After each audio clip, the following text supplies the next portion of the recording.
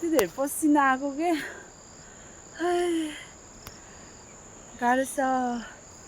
घरमा काम गर्न मकै लिएर आएको म चाहिँ होइन पसिना हेर्नु न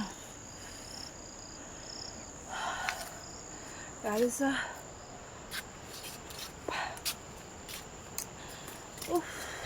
अब फेरि अझै लिन जानुपर्छ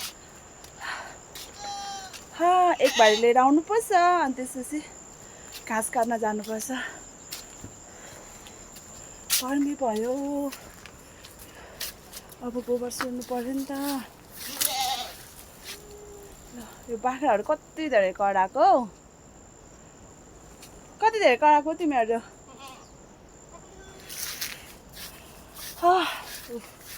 भैँसी भोकाए जस्तो छ अब गोबर सोर्छु म